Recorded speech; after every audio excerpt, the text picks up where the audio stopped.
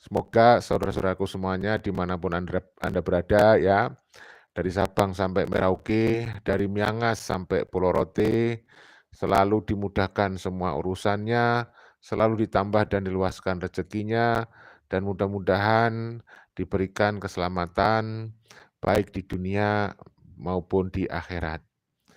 Saudara-saudaraku yang berbahagia, ini ada informasi menarik yang barangkali kalian tunggu-tunggu.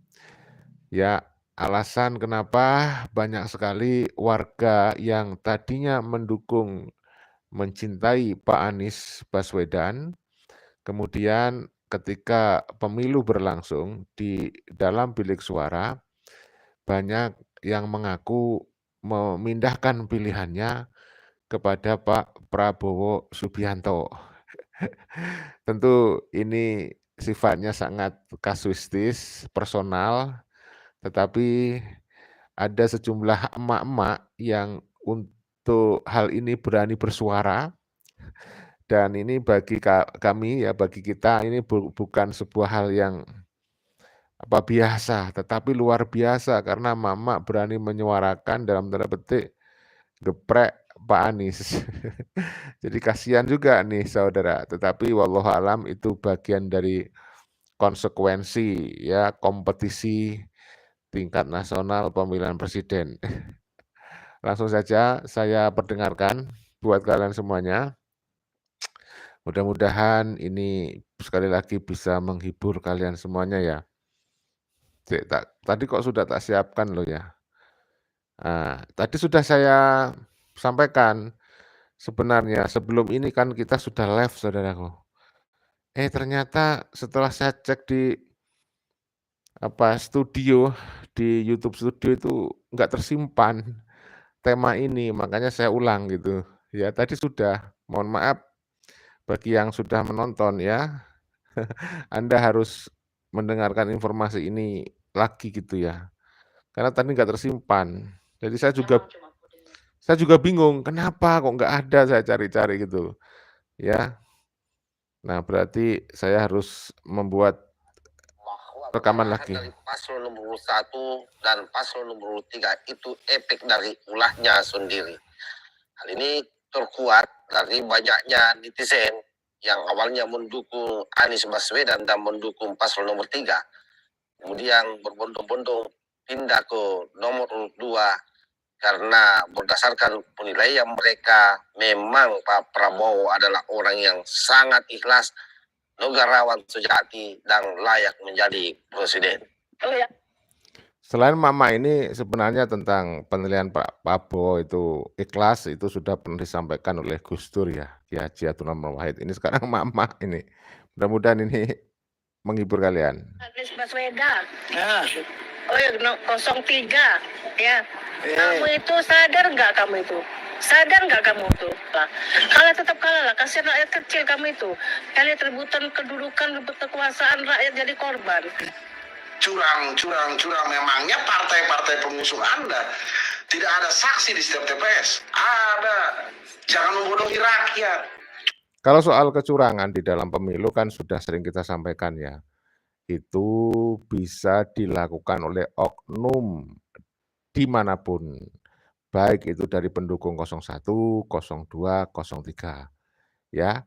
Cuman masalahnya, pertanyaannya adalah kecurangan itu signifikan enggak gitu, ya, masif, terstruktur apa tidak gitu ya, itu persoalannya. Curang. Jadi jangan berkata curang, hampir setiap TPS Prabowo menang. Menurut saya Pak Prabowo itu tipikal orang yang memang negarawan. Dan terima kasih banyak Bapak, karena berkat Bapak Anies di debat Capres yang ketiga kemarin itu, saya jadi terbuka mata hati.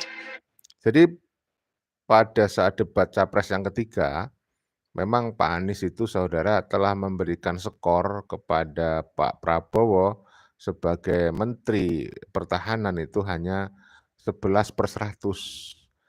Oleh karena itu dinilai oleh para netizen itu sebuah penghinaan. Ya, sebuah nilai yang begitu rendah. Dengan kata lain merendahkan Pak Prabowo, padahal Pak Prabowo itu mendapatkan penghargaan ya dari pemerintah Singapura terkait kemampuan beliau dalam pertahanan, seperti itu.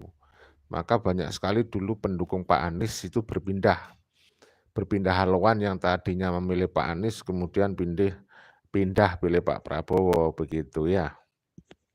Lanjutkan. Anies di debat capres yang ketiga kemarin itu saya jadi terbuka mata hati. Jadi terima kasih banyak lah Pak Anies ya. Terima kasih banyak Pak Anies sudah membuka mata hati saya. Yang tadinya saya pilih nomor 1 jadi saya beralih ke nomor 2 Pak. Ya memang menjadi blunder ya. Tapi ya siapa tahu namanya nasib orang. Ternyata pinginnya menunjukkan dirinya hebat ya. Tapi ternyata oleh masyarakat malah dianggap itu adalah kesombongan. Itulah yang kemudian menjadikan netizen berpindah pilihan. Budaya salam kebajikan. Sahabat-sahabat dimanapun juga berada yang saya cintai, terkait soal pilpres yang memang sampai hari ini paslon nomor urut 3 dan paslon nomor urut 1 masih berjibaku dengan asumsi-asumsi kecurangan yang dituduhkan kepada nomor 2. Kekalahan telak mereka ternyata tidak gampang dia terima, dan sampai hari ini ada 2 hal yang mereka akan berupaya tempuh. Pertama di MK, lalu kemudian yang kedua di gedung DPR melalui hak angket. Tetapi ada yang terlupakan bahwa sesungguhnya mereka ini kalah bukan karena persoalan kecurangan, tetapi memang netizen yang menentukan pilihan untuk pindah mendukung Pak Prabowo. Kenapa demikian? Itu karena efek kesalahan Pak Anies sendiri ataupun Pak Ganjar yang terkesan sangat sombong, terkesan sangat menghina Pak Prabowo, terutama pada saat debat. Dan ya, saat debat itu dianggap sangat menghina Pak Prabowo ya, dari Capres 1 dan Capres 003. Itu netizen ya, bukan saya yang menilai, saya hanya menyajikan. Terima kasih Bang Sudarma Cici sudah berkenan hadir. Ini tema yang agak agak keluar dari biasanya. Biasanya saya membahas perhabiban yang lebih fokus, ini fokusnya lebih ke presiden. Dari Sudarma Cici, Assalamualaikum warahmatullahi wabarakatuh. Cek aku nyimak ambek laye-laye. Ngedep kopi, ambe rokok, ndelok emak-emak podo komen teko tukang becak Singosari Malang. Terima kasih saudaraku Pak Sudarma Cici ya. Wow, nikmatnya hidup sambil menikmati kopi layeh-layeh. Ya, semoga selalu sehat walafiat sambil menikmati rokok ya. Selalu sehat walafiat ya, banyak rezeki, diberikan kesehatan lahir batin. Bang Lalu Ruslan dari NTB ya, Lombok ya, kalau saya tidak salah ingat. Komentar beliau adalah, Habib pendukung Pak Anies juga curang, pakai nasab palsu untuk jadi ulama di tanah air ini. Munafik kalian ini.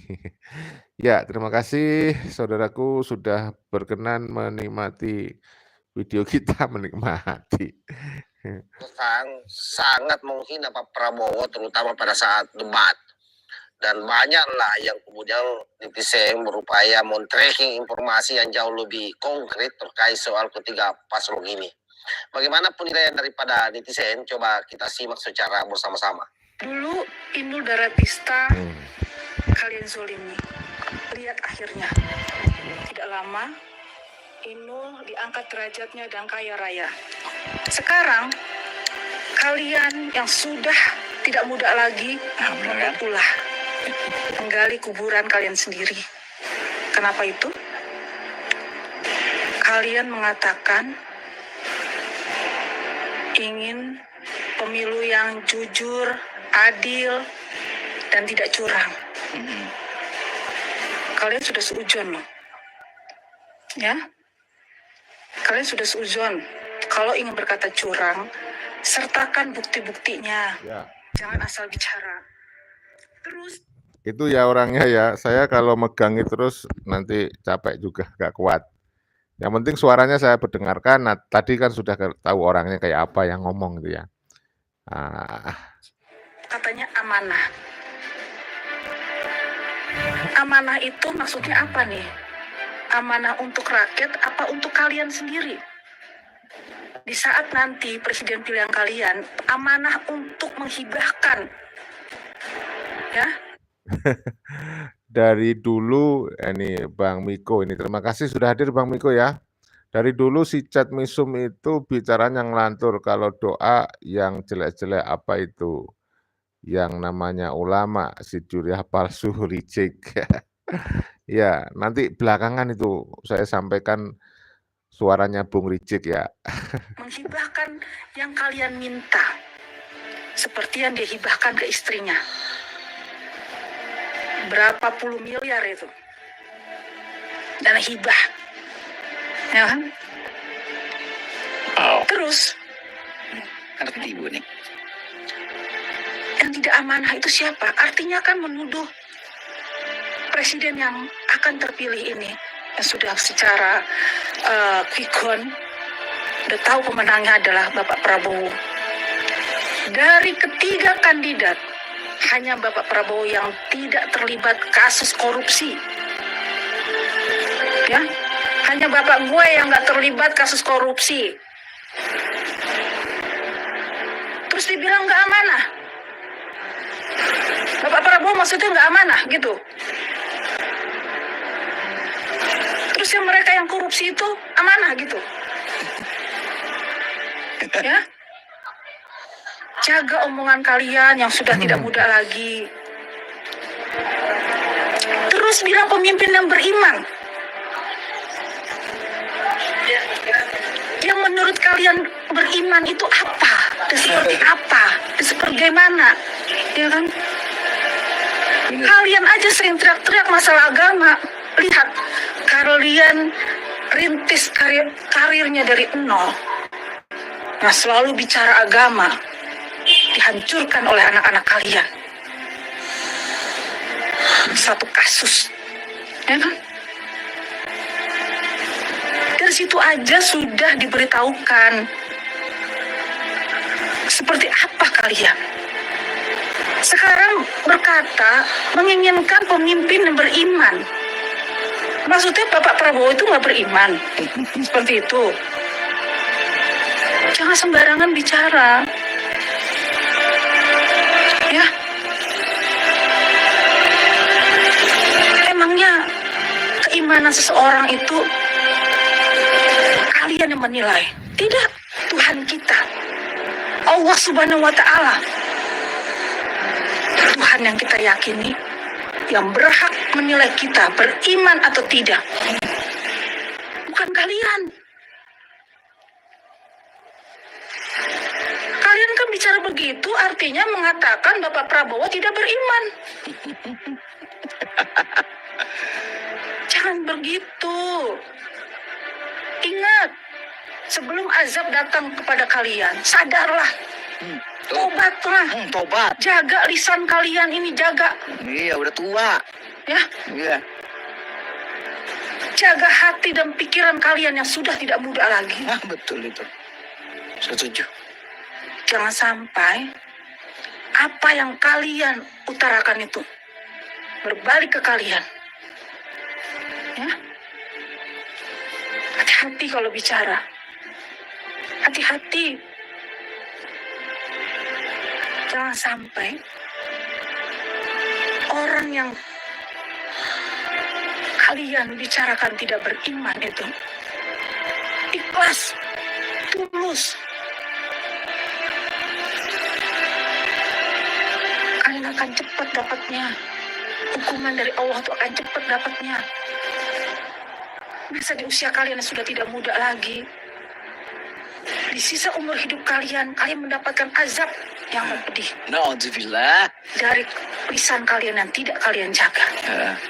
Tuh, bicara cicak. Hati-hati. Jaga lisan kita, jaga lisan kita. Orang yang ikhlas dan tulus, gak perlu dia berdoa, itu akan tembus sampai ke langit ketujuh. Dan kalian akan menerima akibatnya. Dan dari apa yang sudah kalian lakukan atas perbuatan kalian sendiri. Paham sampai situ? Hak angket. KPU curang. Ya, itu dari emak-emak. Sekarang dari bapak-bapak ya. Ini dari bapak-bapak, saudara-saudara ya. Nah.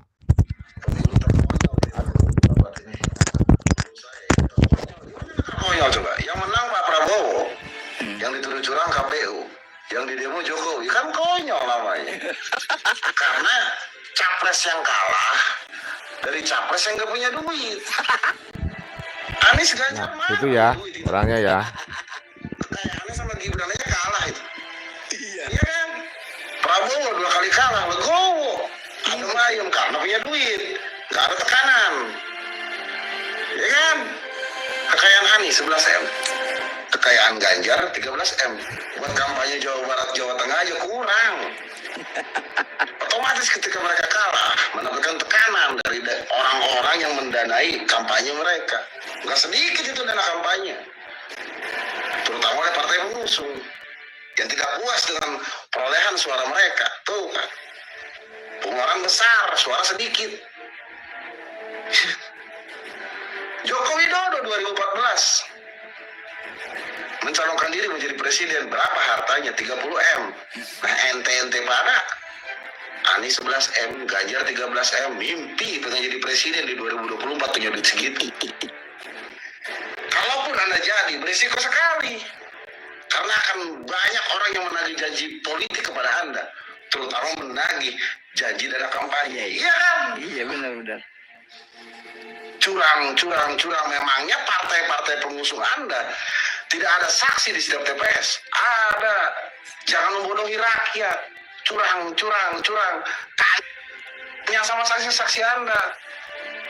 Iya kan? Dari semua saksi itu ada yang dapat uang 250.000, 300.000 kan, sampai subuh hitung-hitung. Iya, Bang. Dari semua partai, PDIP, PKS, Nasdem, Golkar, ada semua. Jadi jangan berkata curang. Hampir setiap TPS Prabowo menang. Walaupun dari DPRD provinsi, DPRD kabupaten, ya kan, itu bervariasi. Kebanyakannya memang dari PDIP, dari Nasdem, ya kan, dari Golkar, dari Gerindra, ya kan.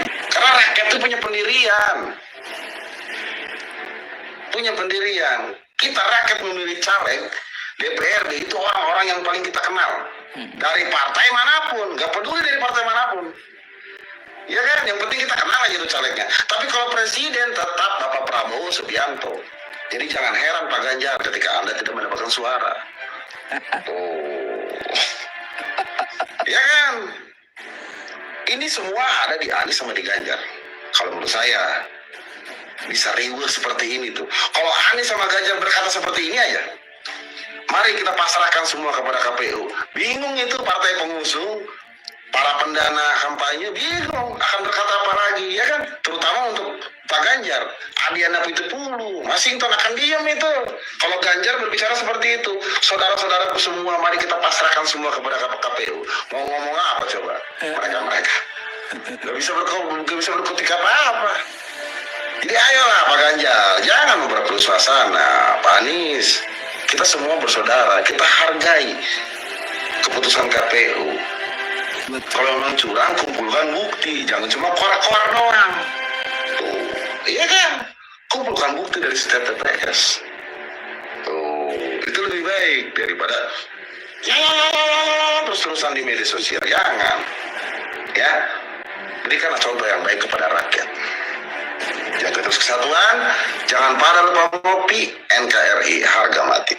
Oi Anies Baswedan. Nah, Oi 03. Ini ada mama lagi nih, saya tunjukin ya.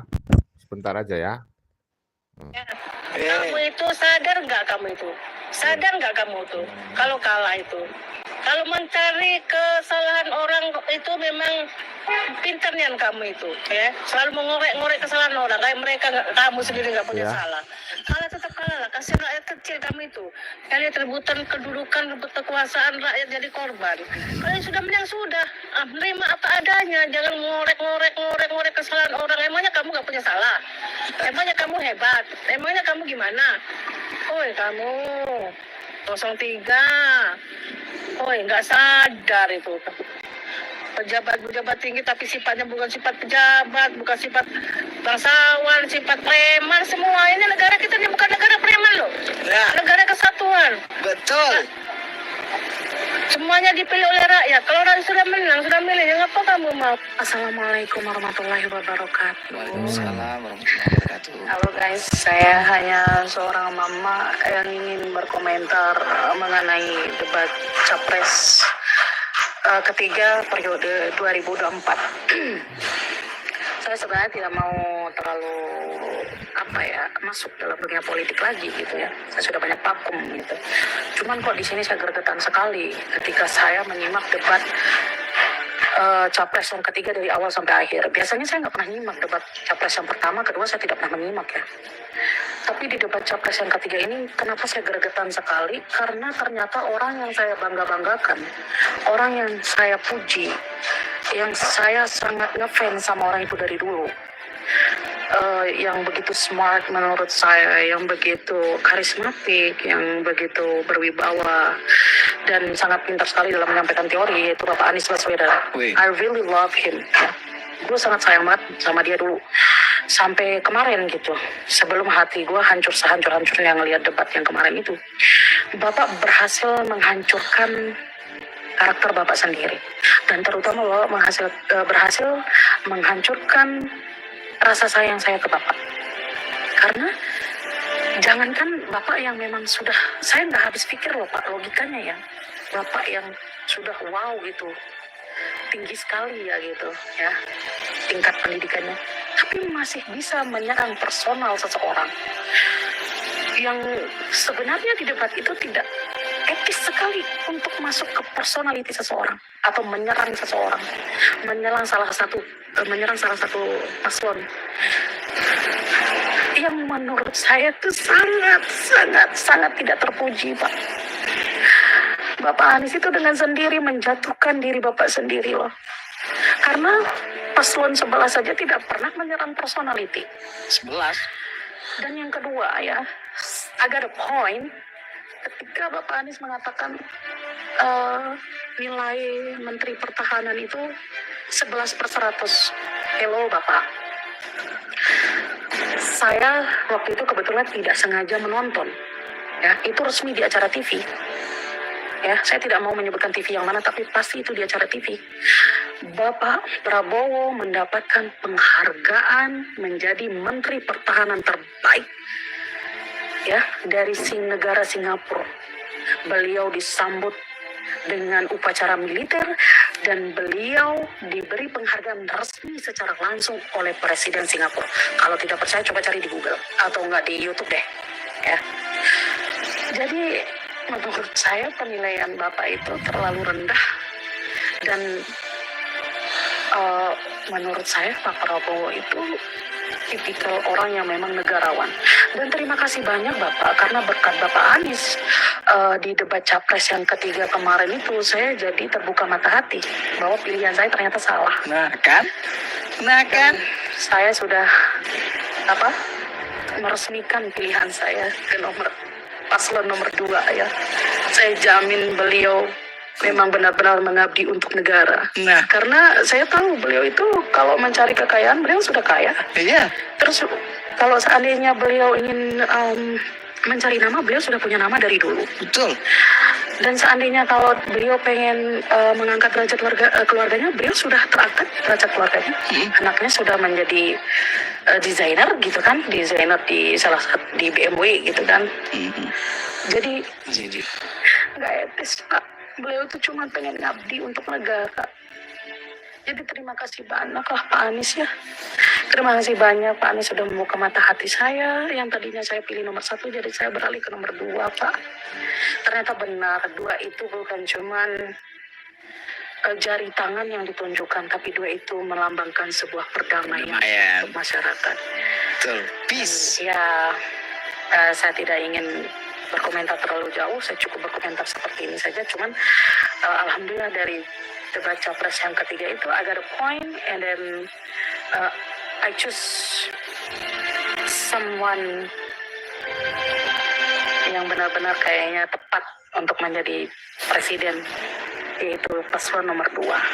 Terima kasih ya Bapak Anies. Terima kasih sekali atas debat yang kemarin. Jadi saya tidak perlu repot-repot untuk kebingungan memilih siapa. Yang tadinya saya pilih Bapak, jadi saya pilih nomor 2. Thank you, Pak Anies. Oke, saya kira jelas ya apa yang disampaikan oleh para netizen ini sungguh luar biasa dan membuka mata batin kita. Dan saya berharap mudah-mudahan Pak Ganjar Pranowo ataupun misalnya Pak Anies Baswedan menonton video ini sehingga sadar bahwa sesungguhnya bukan karena kecurangan dia kalah, tetapi lebih pada perilaku mereka sendiri yang cenderung sama sekali tidak menghargai posisi Pak Prabowo sebagai capres pada saat proses di mana kampanye dulu sampai masuk pada tahapan debat. Ya, dan di debat itu memang Pak Prabowo diberikan nilai 11/100 oleh Pak Anies ya. Nah, coba ini saya akan perdengarkan suaranya Pak Rizik Syihab yang menuntut supaya ada hak angket, kemudian ada apalagi itu di pengadilan Mahkamah Konstitusi kalau nggak salah ya. Nah ini. MK-nya, KPU-nya, Bawaslu-nya panggil semua, saudara. Kalau ada yang bilang, tapi Habib ini negara hukum, nggak bisa diselesaikan DPR. Siapa bilang? Ada 2 cara penyelesaian di kita punya negeri, saudara. Pertama, penyelesaian hukum. Penyelesaian secara hukum, itu MK tempatnya. Ada juga penyelesaian secara politik. Tempatnya di DPR, saudara. Siapa bilang DPR tidak bisa mengambil keputusan? Siapa bilang DPR tidak bisa mengambil satu kebijakan? Siapa bilang DPR tidak bisa mengambil sikap? Kekuatan DPR bahkan bisa membubarkan KPU, bisa membubarkan Bawaslu, bisa membubarkan MK sekalipun, saudara. Bahkan bisa melengsarkan presiden. Itu saya tanya, kalau itu DPR kuat tidak? Aduh. Tapi masalahnya Pak Rizik ini nggak punya kekuasaan, nggak punya pengaruh juga di DPR. Ya, terima kasih saudaraku Bang Lalu Ruslan. Orang munafik itu nggak bisa dipegang kata-katanya. Dan kalau berkata banyak dustanya. Kemudian malu, kalah teriak, curang, lucu-lucu. Semut pun ikut tertawa. Baru jadi calon aja sudah tidak mendengar suara rakyat. Gimana kalau jadi presiden? Semaunya gue lah. Kemudian dari Bang Sudarma Cici, sudah biasa dalam pilpres, kalau gak menang ya kalah. Dan dari saya pribadi. Ya demikian saudaraku, mudah-mudahan video ini bisa tersimpan nanti. Mudah-mudahan bermanfaat, ada informasi itu ya. Kita harapkan bisa menjadi hiburan kalian dan menambah-nambah atau memperkuat informasi bahwa ada fenomena seperti itu. Ada mama yang tadinya sangat cinta sekali kepada Pak Anies Baswedan, tetapi ketika di debat yang ketiga Pak Anies dianggap merendahkan atau menghina Pak Prabowo. Terlalu merendahkan sampai memberikan skor 11. Nah, kemudian ada Rizik Syihab juga ngamuk-ngamuk, ternyata Rizik Syihab itu di PTPS yang ada di Petamburan, ya calon dia juga kalah, yang menang adalah Pak Prabowo, seperti itu. Jadi kan lucu, kenapa Pak Rizik Syihab itu tidak mewajibkan orang-orang di Petamburan wajib memilih 01 gitu. Mungkin kalau diwajibkan bisa menang ya, tetapi faktanya di Petamburan yang menang justru Pak Prabowo, bukan Pak Anies. Ya, saya kira itu saudaraku yang bisa kita sampaikan pada sore hari ini. Mudah-mudahan video ini bisa tersimpan. Salam persatuan dan kesatuan, salam Pancasila Jaya, salam NKRI harga mati. Wassalamualaikum warahmatullahi wabarakatuh. Merdeka!